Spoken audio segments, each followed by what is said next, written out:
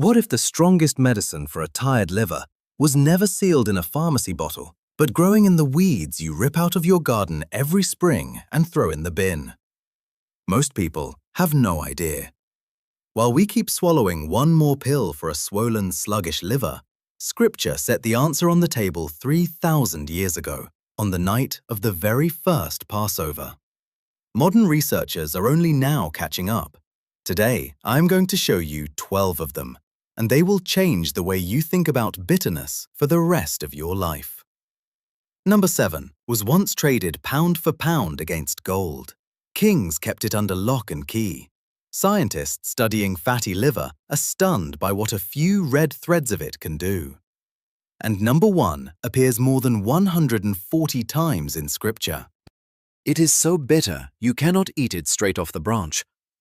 That very bitterness is the reason liver specialists are finally paying attention. Hit subscribe, because every week we connect ancient wisdom to modern science. Now, let us begin.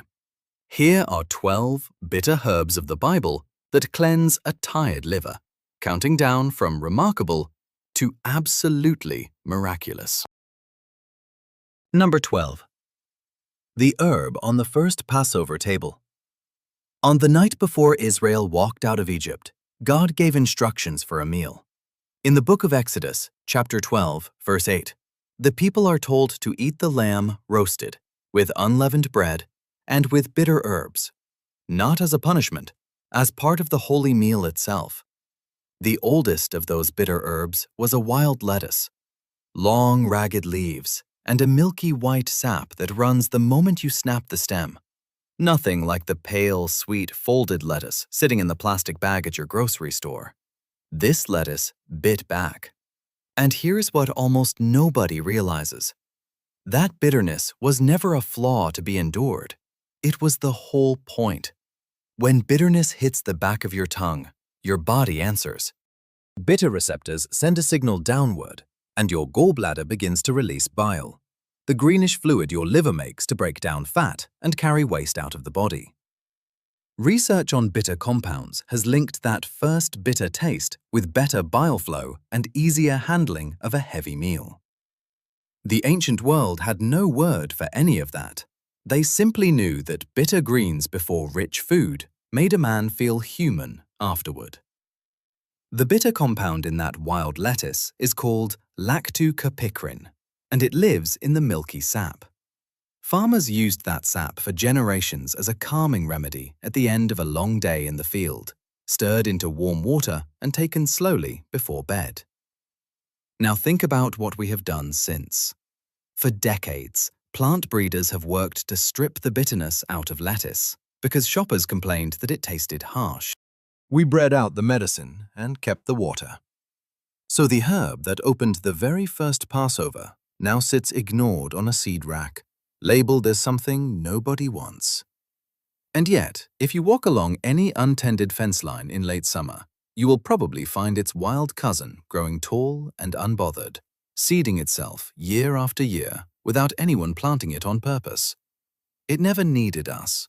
We are the ones who forgot it needed to stay bitter to be worth anything at all. Number 11. The root that roasts like coffee. Pull this one out of a roadside ditch in July, and you will know it instantly. A stiff, awkward stem, and flowers of a blue so pure it looks painted on. Chicory. For generations, it was one of the herbs Jewish families reached for when Passover came, and the command in Numbers, chapter 9, verse 11, called again for bitter herbs beside the lamb. But the leaves were never the treasure. The root was. Dig it up, and you find a pale taproot that drives straight down like a nail. Roast it until it turns dark and smells like a bakery. Grind it, and it brews something that looks and smells almost exactly like coffee. Poor families across Europe and the American South lived on it when coffee could not be had. In New Orleans, they still drink it that way today, and most people there have no idea they are drinking a Passover herb. Here is the part that gets overlooked. That root is one of the richest natural sources of inulin, a soft fiber your body does not digest at all. It travels down to your gut and feeds the bacteria living there.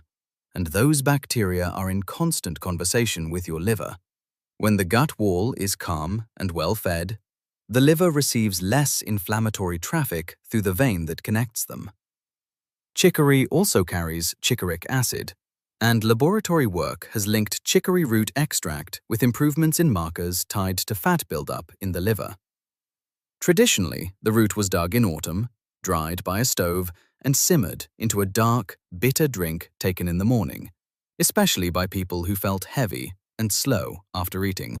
We turned a liver herb into a wartime coffee substitute, and then we felt embarrassed about it. Before I go on, one honest word. Everything in this video is educational, drawn from scripture and from published research. It is not a prescription. Talk to your doctor before you change your diet or anything you're being treated for, especially if your liver is already under care. Number 10. The weed you poison every spring. How much money did you spend last year killing this plant? Households across America pour a fortune into lawn chemicals every season, and a large share of it is aimed at one golden flower that asked nothing of anyone. Dandelion never appears in scripture under that name, but it belongs to the same family of bitter greens that Jewish tradition has counted among the herbs of the Passover for generations, and it grew wild all over the hills of Israel. When the command came for bitter herbs, this is the kind of plant that answered it. Every part of it works. The young leaves, picked before the flower opens, are sharp and green and clean-tasting. The root, dug in the fall when the plant pulls its strength downward, is the bitterest part of all. Its bitter principle is called taraxacin. In traditional European and American herbal practice, dandelion root was the spring tonic, taken for a few weeks, after a long winter of salt pork and heavy bread, when people said their blood had gone thick and their skin had gone dull. What they were describing, in the language they had, was a liver that had been working overtime for months. Dandelion has been used traditionally to encourage bile flow, and the leaf has a mild diuretic effect, which is why the French gave it a nickname no polite person repeats at the dinner table. Modern lawn culture did what pharmacists never could. It made a healing plant into a symbol of shame, something a good neighbor kills on sight. There is a picture in that worth sitting with. The medicine kept showing up, free every single spring, right at our feet, and we kept paying good money to destroy it. An older generation knew better. They would send the children out with a knife and a basket the moment the first leaves pushed through the cold ground, before the flower had even opened and turned the leaves bitter beyond use. That small, yearly ritual, gathering greens from land nobody had to pay for, has almost entirely disappeared from how we eat. Number 9. The herb Jesus named out loud. This one is not a matter of tradition or guesswork. In the book of Luke, chapter 11, verse 42, Jesus speaks to the religious leaders and says they tithe their mint and their rue and every herb, while passing over justice and the love of God. Read that again slowly, because there is a detail hiding in it. You do not tithe something worthless. Mint was valuable enough that a tenth of the crop was worth counting out and handing over. Ordinary households grew it in clay pots right by the door. Mint carries menthol, which is where the cold feeling comes from, and rosmarinic acid, which is one of the reasons the plant holds up so well in the summer heat. Its long traditional use has been for the gut. Peppermint oil has been studied for its ability to relax smooth muscle in the digestive tract, and that relaxing effect extends to the ducts that carry bile out of the liver and gallbladder. A bile duct that is tight and cramped is a duct that does not drain well. Mint, taken as a warm tea after a heavy meal, was the old answer to exactly that feeling of a stone sitting under your ribs. The old way was simple. A handful of fresh leaves, bruised between the palms until the smell rose, water just off the boil, covered for 5 minutes so the oils did not escape with the steam. We took a plant Jesus mentioned by name and shrank it down into chewing gum and toothpaste. It is still standing in the garden, waiting for someone to remember what it was actually for. There is something almost funny about it. A plant valuable enough to tithe over is now the cheapest thing in the produce aisle, grown so aggressively in pots that gardeners warn each other never to plant it directly in open soil, because it will take over everything around it if you let it. Number 8. The branch that touched the cross. There is one plant in Scripture that shows up at every threshold moment. It is smeared with blood on the doorposts in Exodus chapter 12, verse 22. King David reaches for it in his lowest hour in Psalm 51, verse 7, asking to be cleansed with hyssop and made whiter than snow. And at the crucifixion, in the book of John, chapter 19, verse 29, a sponge soaked in sour wine is lifted to Jesus on a stalk of hyssop. It is named close to a dozen times across the Bible, and almost never casually. Now for the twist that most people never hear. The hyssop of the Bible is probably not the garden hyssop sold in nurseries today. Scholars and botanists who have worked the region believe the plant in those verses is a wild Middle Eastern herb of the oregano family, the very one local families still gather and dry and mix into the blend called za'atar. That changes what it is. This plant is loaded with carvacrol and thymol, two compounds studied heavily for their effect on microbes and on inflammatory signaling. It has been used for generations as a cleansing herb, brewed strong for chest congestion, chewed for a sour stomach, steeped and drunk after fatty meals. It carries the sharp, dry, resinous bitterness of the hillside it grows on. We read those verses as pure ceremony, as symbol and nothing more. The people who wrote them were reaching for a plant they knew by smell, that grew in the cracks of their own stone walls, and that they trusted enough to give to a dying man. Even today, families across the Middle East start the morning with a spoon of that za'atar blend, mixed into olive oil and spread on warm bread, never thinking of it as medicine at all, simply as breakfast, the way it has been eaten for longer than anyone can trace. Number 7. Worth more than gold. Here is the one I promised you. In the Song of Solomon, chapter 4, verse 14, the beloved is described as a garden, and the list of what grows there includes spikenard and calamus and cinnamon and saffron. That list is not a grocery order. It is a list of treasures. Saffron is the crimson thread inside the flower of a purple crocus. 3 threads per flower, that is all the plant will give you. It takes tens of thousands of blossoms, all picked by hand in the cool hours before the sun climbs, to produce a single pound of it, which is why for long stretches of history it traded against gold by weight, why it was locked in the same chests as coins, and why entire trade disputes were fought over sacks of it.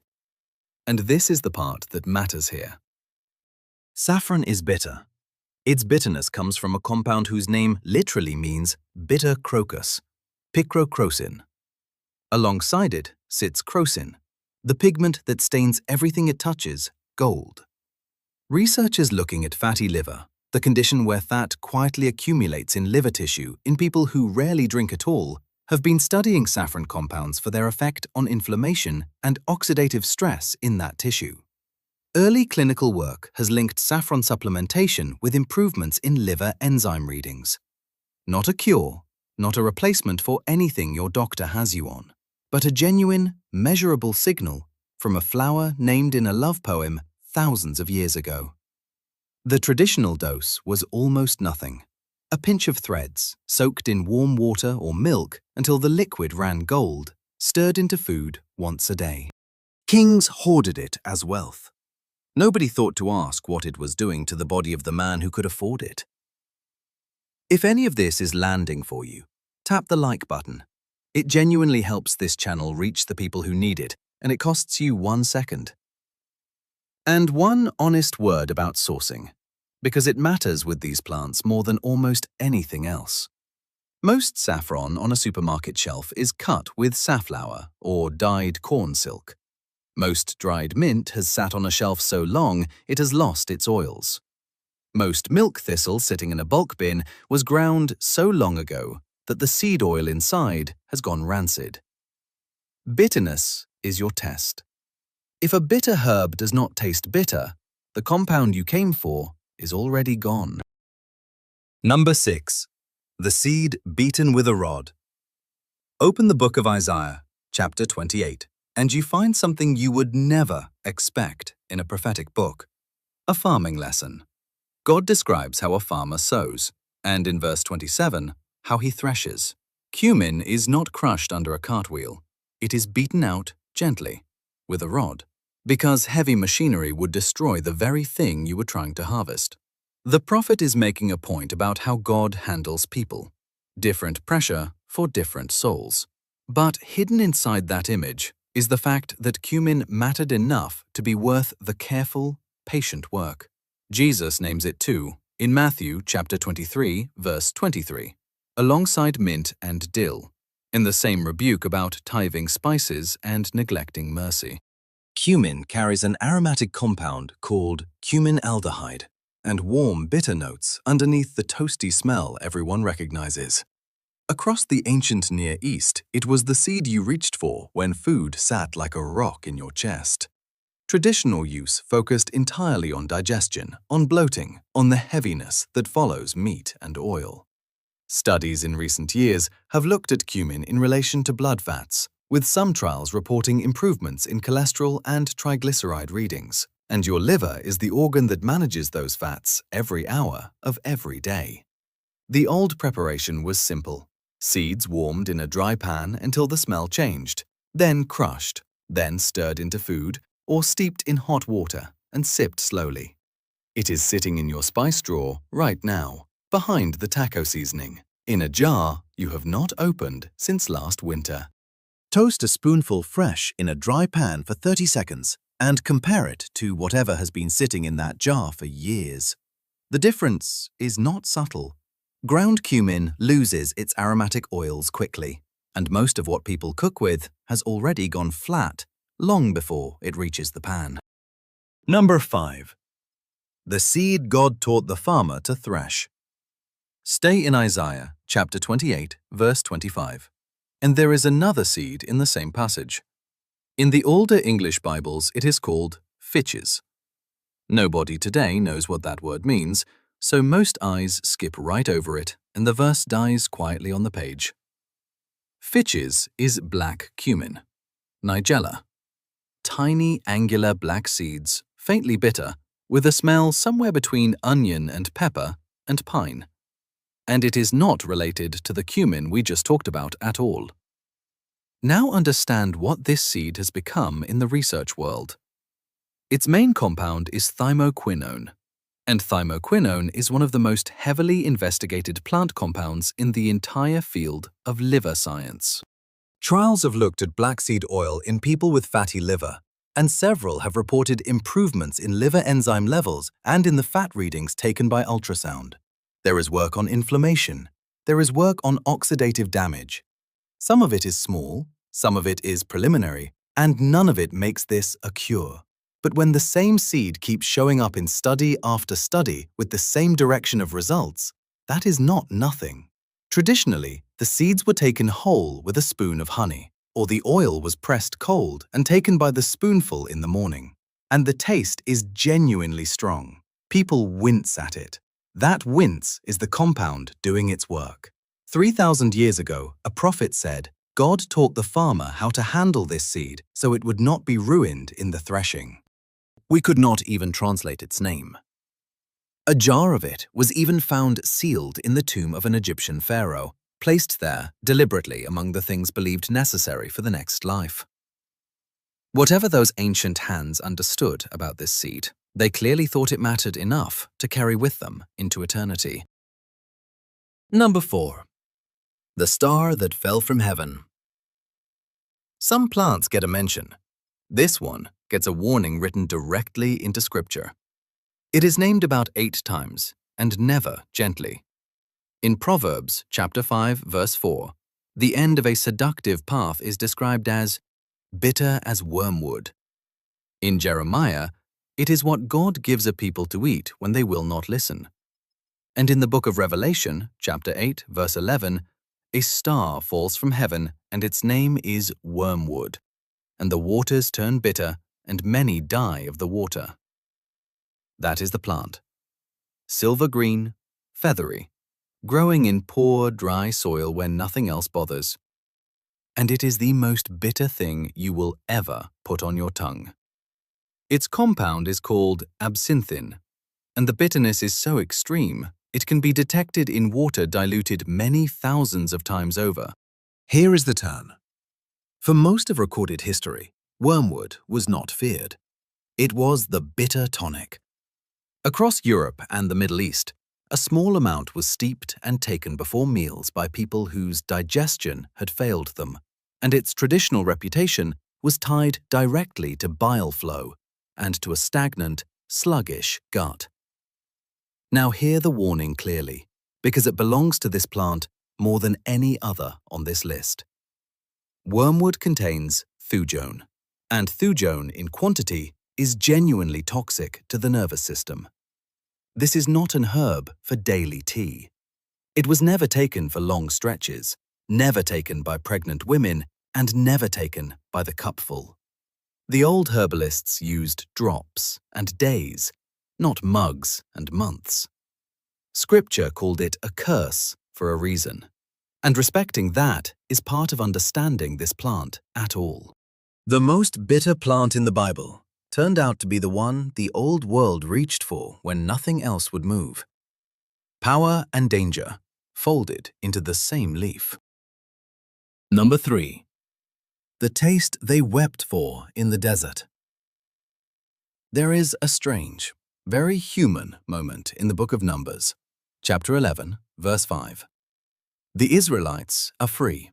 They have walked out of slavery, they have seen the sea open, and they are standing in the wilderness complaining. And listen to what they miss.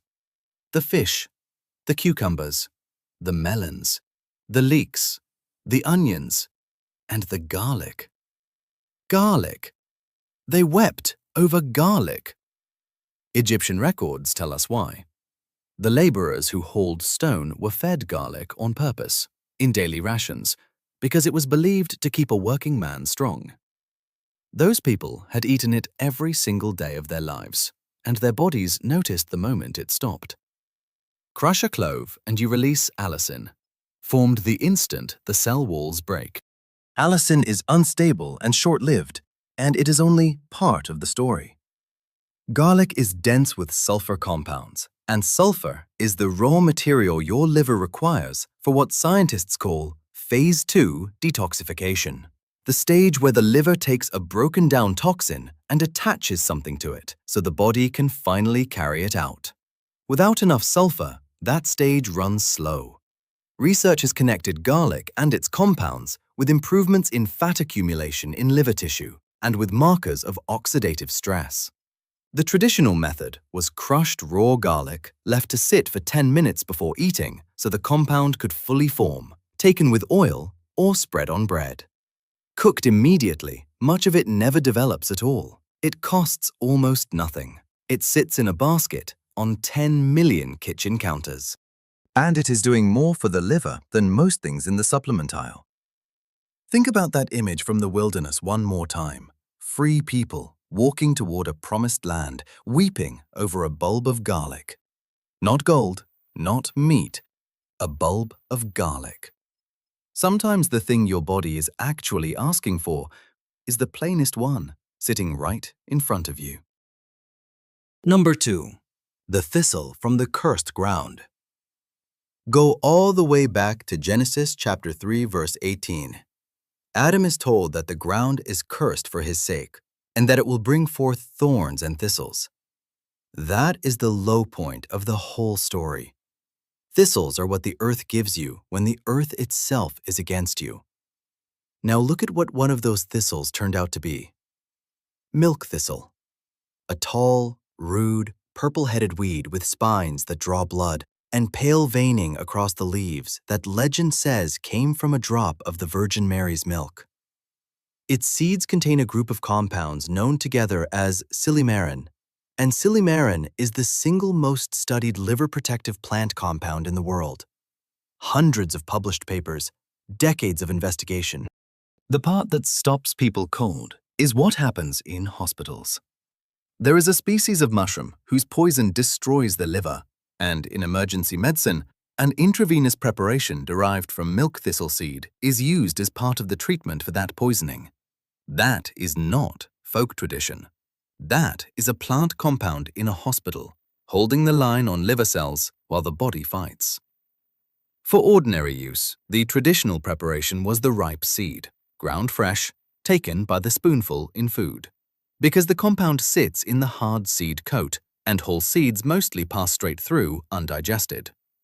Research in people with fatty liver and with liver strain has linked silymarin with improvements in enzyme readings, though results vary and the quality of the preparation matters enormously.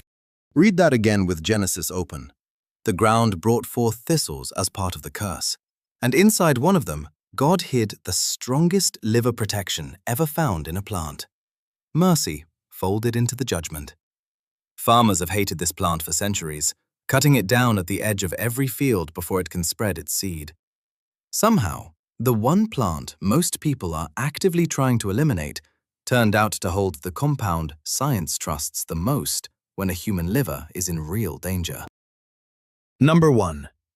The bitterness of Gethsemane. We have arrived, and this is the one I promised you at the very start. It appears more than 140 times in Scripture, more than almost any plant in the whole book. Its oil anointed kings and lit the lamps in the house of God. A dove carried its leaf back to Noah as the first sign that the world could be lived in again. The olive. Now, pick one straight off the branch and bite it.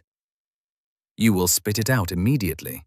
A raw olive is so violently bitter that it is inedible, and every culture that ever grew them had to learn to cure them in salt or brine or lye for weeks before a human being could eat one. That bitterness has a name: oleuropein. And oleuropein is not a defect in the fruit. It is the treasure in the fruit. It is one of the polyphenols that researchers studying fatty liver keep returning to, examined for its effect on inflammation, on oxidative damage, and on how liver cells handle fat. Olive leaf, which holds even more of it than the fruit itself, has been brewed as a bitter tea around the Mediterranean for as long as anyone can remember, and given for fever, for blood pressure, for a body that felt worn all the way through. And here is where we betrayed it. When you buy pale, mild, refined olive oil, you are buying oil that has been processed until the bitterness is gone. That harsh catch at the back of your throat in a real, fresh, extra virgin oil, the one that makes you cough on the first spoonful, is the polyphenol content announcing itself. We filtered out the medicine because we did not like the taste, and then we sold the empty oil back to ourselves as healthy. One more thing, and then I am done. On the last night, Jesus went to a garden on the Mount of Olives to pray. That garden was called Gethsemane. The name means oil press. It is the place where olives were crushed under stone until they gave up everything they had. He went to the press. And what comes out of the press, in this fruit, is the bitterness that heals. That is the pattern running through all 12 of these plants. The bitter thing was never the punishment. The bitter thing was the medicine.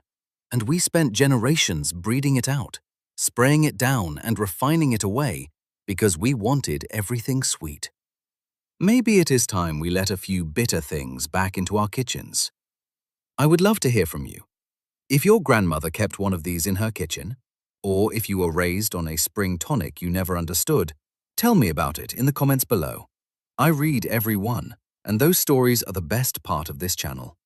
Subscribe and ring the bell, and I will see you again next week with 12 more.